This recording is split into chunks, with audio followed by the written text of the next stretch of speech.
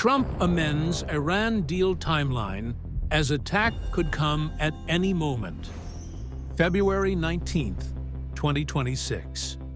Aboard Trump's Air Force One, a group of reporters crowd the press gaggle area of the most heavily guarded aircraft on Earth. The President of the United States is taking questions mid-flight. And the question everyone wants answered: how long does Iran have? You will be shocked by 4 facts. Number 1. The President's response. President Trump's answer is direct. I would think that is enough time. 10, 15 days maximum.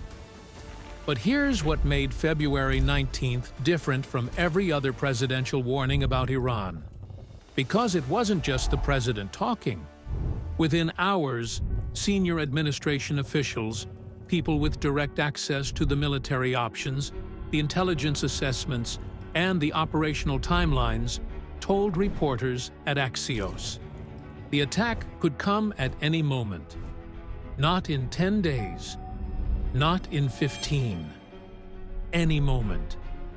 And then, as if to confirm that the phrase wasn't rhetorical, a defense analyst with direct knowledge of military planning went on national television and said it plainly. That attack could come any moment as far as the force posture is concerned. Targets pre-briefed already. Let that register. The calendar says 10 to 15 days. The military posture says now. We are in the countdown phase for potential strikes on Iran. That's not a blogger's opinion. That's not a cable news commentator speculating for ratings. That's a defense analyst with direct knowledge of military planning, confirming what the force posture had already made obvious. Countdown phase. Now let me show you what that means in practical terms. Because the assets in position right now tell you more about the administration's intentions than any press briefing ever could. The targets were pre-briefed in January, weeks before the Geneva talks, weeks before the timeline was announced, weeks before the public even knew a deadline was being considered. Military commanders received their target packages and operational orders before diplomacy had even been given a chance to work. Think about what that means. The military was ready before the negotiations began. The strike capability preceded the diplomacy. The sword was drawn before the olive branch was offered. 7 Arleigh Burke-class guided missile destroyers are positioned in the Persian Gulf and the Gulf of Oman, each one loaded with Tomahawk cruise missiles and advanced missile defense systems. These destroyers form a layered shield capable of both intercepting Iranian ballistic missile retaliation and launching precision strikes against predetermined targets. The USS Abraham Lincoln, a nuclear-powered supercarrier already stationed within striking distance of Iran's southern coast since mid-2025, is fully operational with a full complement of F-35C stealth fighters, F/A-18 Super Hornets, EA-18G Growler electronic warfare aircraft, and E-2D Hawkeye early warning planes. The USS Gerald R. Ford, the most advanced carrier ever built, costing over $13 billion, is en route to the region, redirected from Caribbean operations on February 12th. The same day Trump first warned of quite traumatic consequences. Over 60 American warplanes are reported at Jordanian air bases, within easy striking distance of Iranian nuclear and military infrastructure.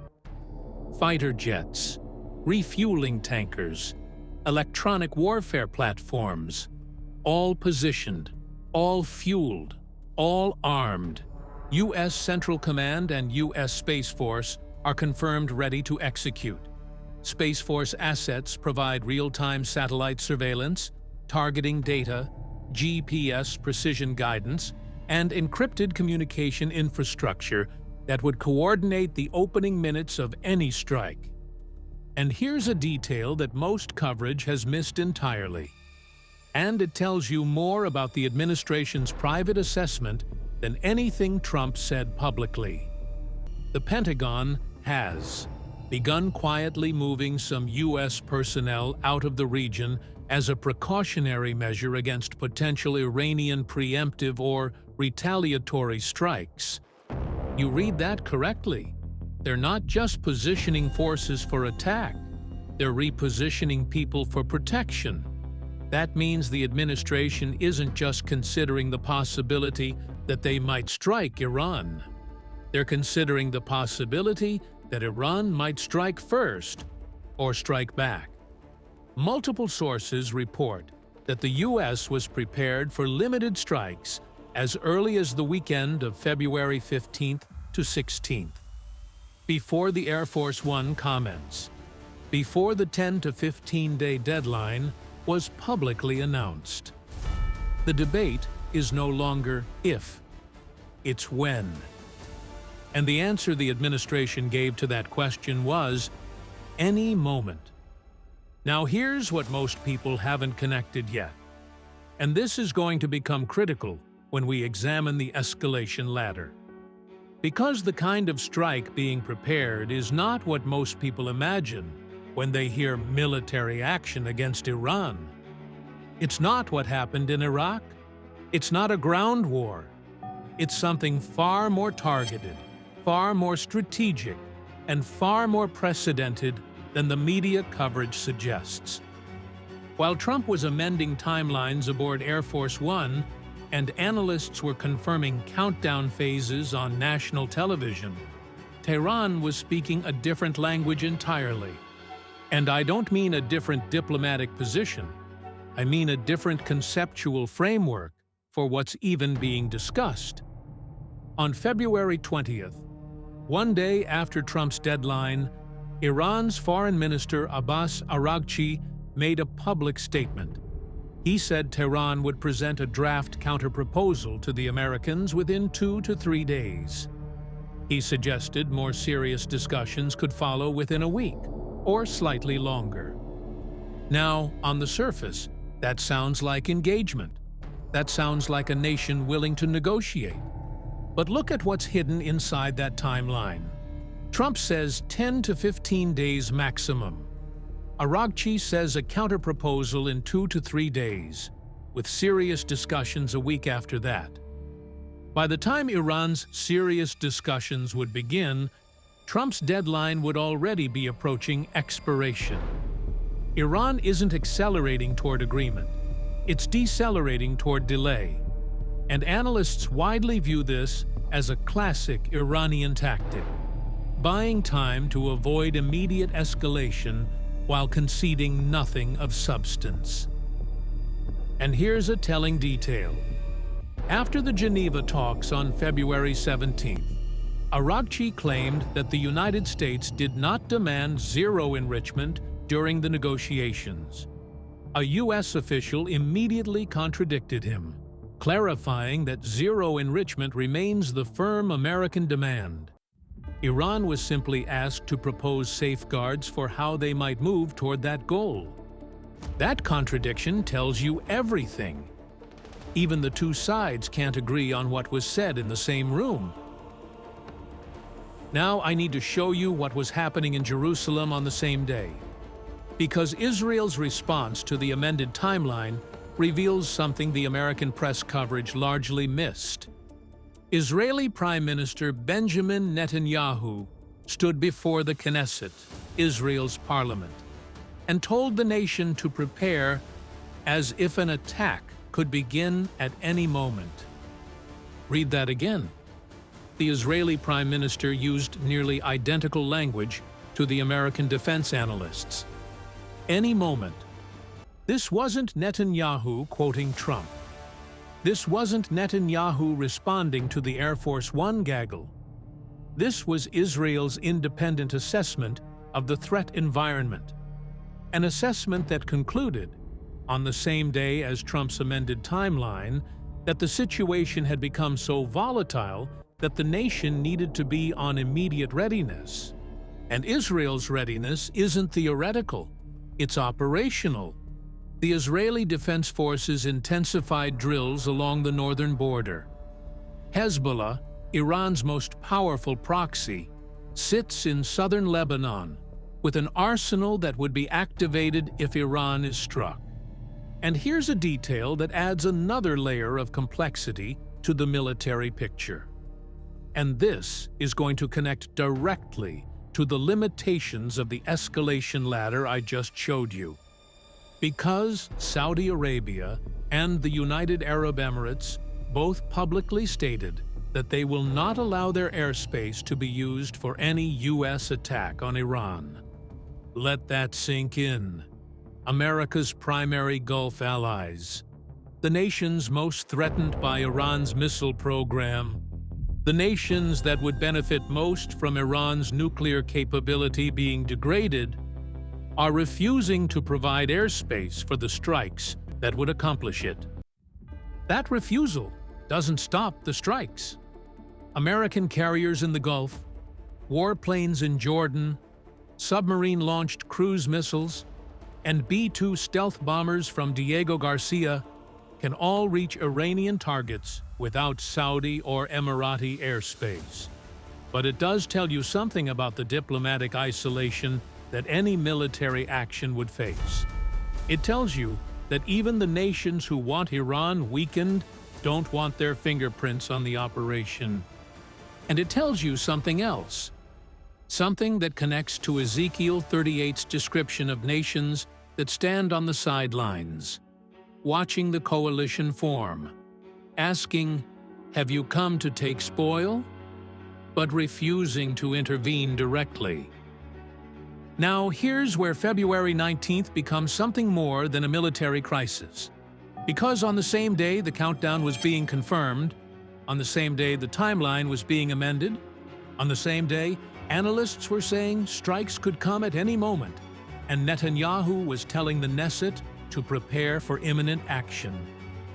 Trump stood at the podium of the inaugural Board of Peace Summit and made an announcement that frames the entire situation in prophetic terms.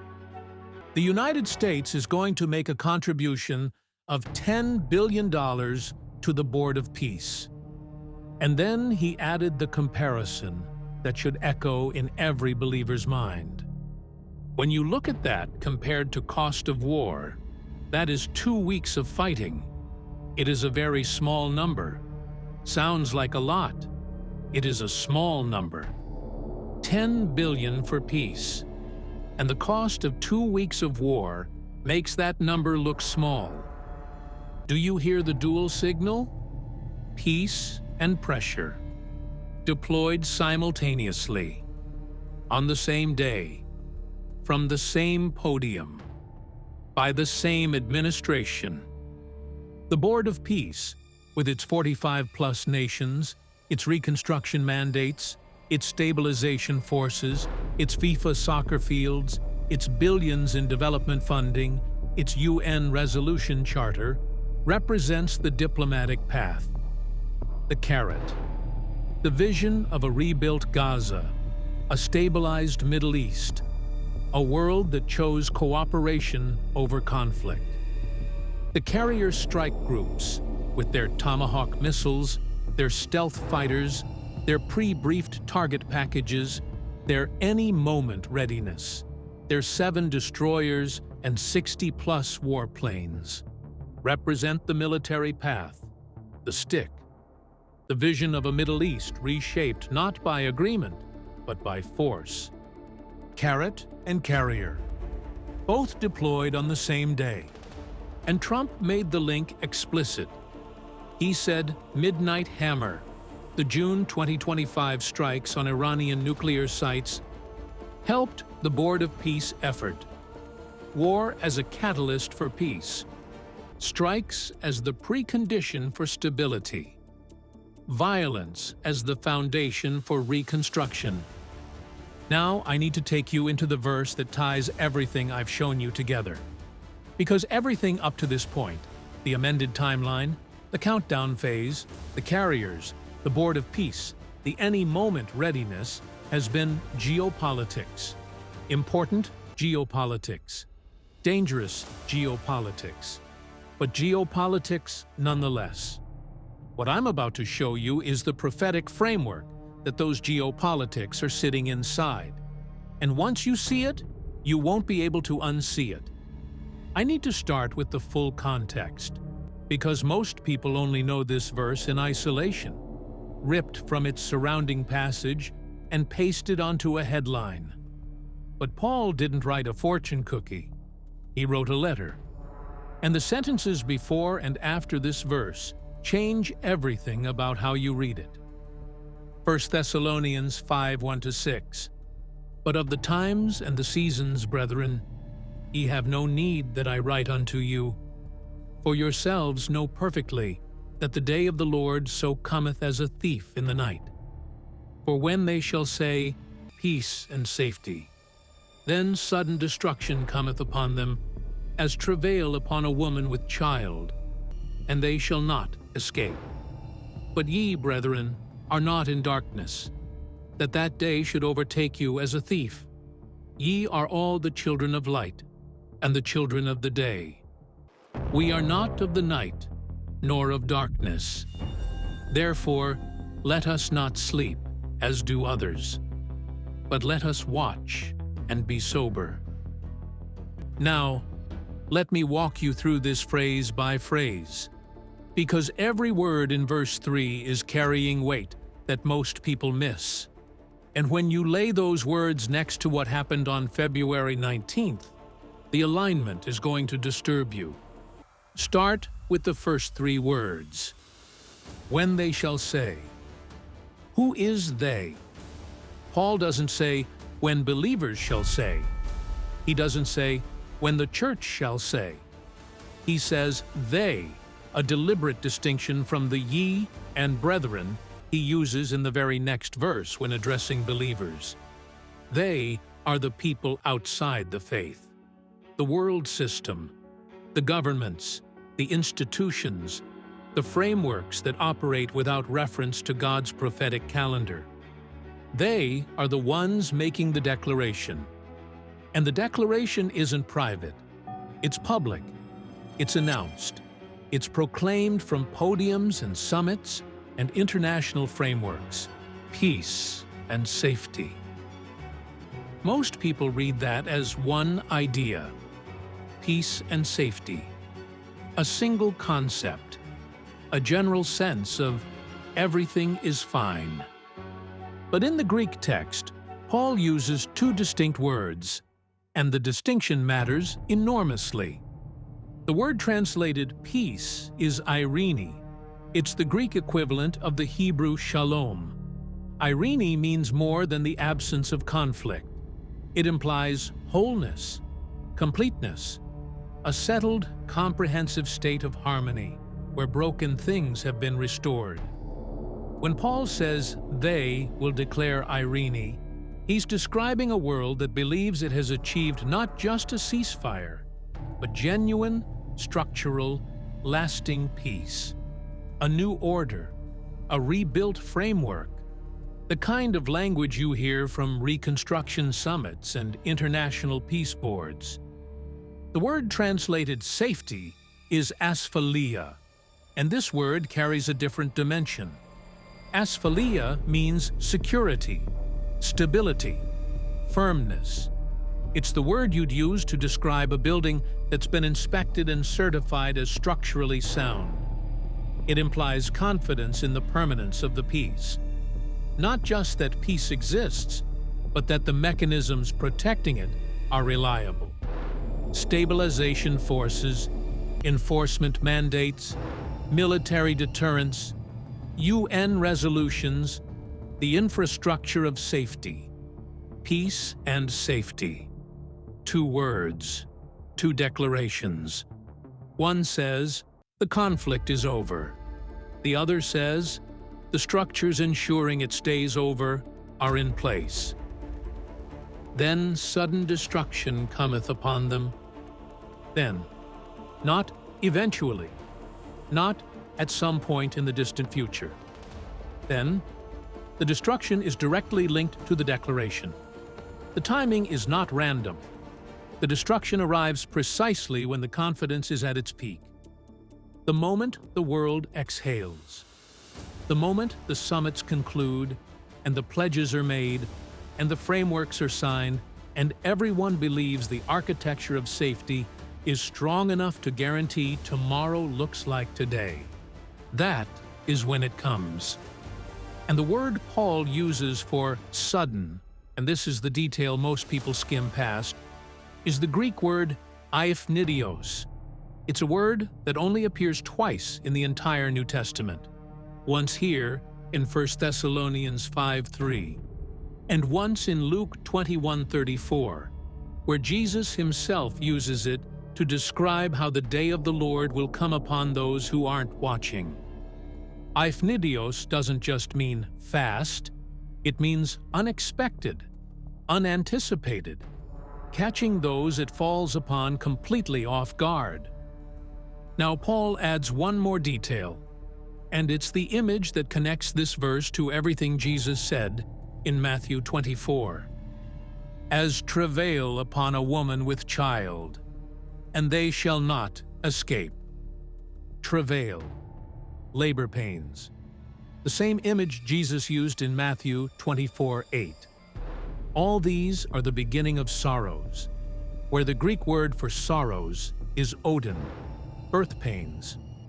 Paul is using the same metaphor, and the metaphor carries a specific meaning. Labor pains begin without the woman choosing when they start. They intensify beyond her control. They cannot be reversed or paused, and they lead inevitably, unstoppably, to delivery. The destruction Paul describes isn't optional. It isn't avoidable. It isn't something that better diplomacy or larger peace pledges or more comprehensive frameworks could have prevented. It comes like labor pains, unavoidable, intensifying, and leading to a birth that was ordained before the first contraction. And they shall not escape. Now, here's where I need to show you something that most teaching on this verse completely ignores. Because Paul doesn't stop at verse 3, and what he says in verses 4 through 6 changes the entire emotional register. But yeah, brethren, are not in darkness, that day should overtake you as a thief. But yeah, there's the pivot. Paul has been describing them, the world system, the peace declarers, the ones caught off guard. And now he turns to ye, the believers, the church, the brethren. And what does he say? You are not in darkness. That day should not overtake you as a thief. The same event that blindsides the world does not blindside the believer. Not because the believer has a crystal ball, not because the believer has decoded the exact date, but because the believer is watching. The believer is sober. The believer is awake. Ye are all the children of light, and the children of the day. We are not of the night, nor of darkness. Or let us not sleep, as do others, but let us watch and be sober. Watch and be sober, not panicked, not running, not building bunkers, watching and sober, alert but not anxious, attentive but not afraid, recognizing the pattern while trusting the author. I need to show you what Jesus himself said about moments exactly like this one. Because Paul described the pattern, but Jesus described the posture. And the posture changes everything about how you respond to what's unfolding right now. Now I need to take you to the words of Jesus himself, because Paul described the pattern, the simultaneous declaration of peace and preparation for destruction. But Jesus described the context, the setting, the era, the kind of world that exists when these patterns become visible. And what he said about times exactly like this one is not only relevant, it's the interpretive lens through which everything I've shown you today needs to be processed. The disciples, shaken to their core, pull Jesus aside privately and ask the question that produces the most important prophetic discourse in the entire New Testament. Matthew 24:3. Tell us, when shall these things be? And what shall be the sign of thy coming and of the end of the world? 3 questions. When will the temple fall? What will signal your return? And what marks the end of the age? And Jesus answers. But notice, and this is critical for how you process everything I've been showing you, the very first thing Jesus says is not about wars. It's not about carriers, or nuclear timelines, or coalition formations, or amended deadlines. The first thing Jesus says is a warning about deception. Matthew 24:4-5. Take heed that no man deceive you, for many shall come in my name, saying, I am Christ, and shall deceive many. Take heed. Before a single geopolitical sign is mentioned, before wars, before earthquakes, before famines, before any of the headlines that make people rush to connect current events to prophecy, Jesus says, don't be deceived. And I need you to understand why that matters right now, in this moment, in this video, in this news cycle, more than any military analysis I've given you. Because the greatest danger in times of prophetic tension isn't ignorance. The greatest danger isn't that people don't know about the carriers or the countdown phase or the amended timeline. The greatest danger is that people are told what's happening by voices that distort it. Voices that take real events, genuine, verifiable, prophetically significant events, and attach false conclusions. Voices that use the truth of what God is doing to serve the agenda of what men are building. Jesus didn't say, take heed that you understand every detail of the timeline. He said, take heed that no man deceive you. Now, with that foundation in place, Jesus moves to the signs themselves. Matthew 24:6. And ye shall hear of wars and rumors of wars. See that ye be not troubled, for all these things must come to pass, but the end is not yet. Now I need you to notice something that most people read right past. Jesus doesn't just say wars. He says wars and rumors of wars. Those are 2 distinct categories, and the distinction maps directly onto what I've been showing you.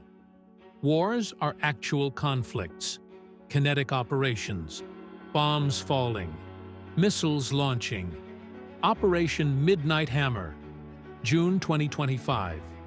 B-2 stealth bombers dropping 30,000-pound bunker busters on Iranian nuclear sites. The Venezuelan extraction, the ongoing asymmetric warfare across the Middle East. Real violence, real casualties, real military operations producing real consequences.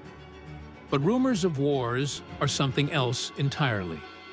Rumors of wars are the tension before the conflict, the buildup, the threat, the posturing, the countdown phase, the amended timeline, the carrier redeployments that signal readiness without firing a shot, the presidential warnings of traumatic consequences, the leaked military options on the front page of major newspapers, the defense analyst on live television saying, it could come any moment, the private assessment of 0 probability for a deal, while public statements maintain optimism.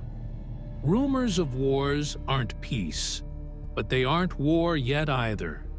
They're the space between, the unbearable tension of 2 powers facing each other across a narrow strait, each one waiting for the other to blink, each one positioning for what happens if the other doesn't.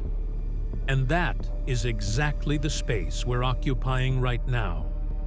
Not yet war, but far beyond peace, suspended in the rumors, living in the tension, watching the countdown tick while diplomats pretend it isn't running. Jesus said you would hear both. Wars that have already happened and rumors of wars that haven't happened yet. And he said both would characterize the period before the end. Now, notice Jesus' first instruction to his disciples when they encounter this environment. See that ye be not troubled. The Greek word here is throio, and it means to be frightened, alarmed, shaken, thrown into disturbance. It's the word you'd use to describe a crowd stampeding in panic. Jesus is saying, when you see the carriers converging, when you hear the deadlines compressing, when the analysts confirm the countdown phase, when the attack could come at any moment, do not stampede. Not because the threat isn't real, not because the events aren't genuine, not because the tensions aren't dangerous, but because all these things must come to pass. They were written into the script before any of us drew our first breath. Their arrival is not evidence that God has lost control. It's evidence that He's turning the page exactly when He said He would.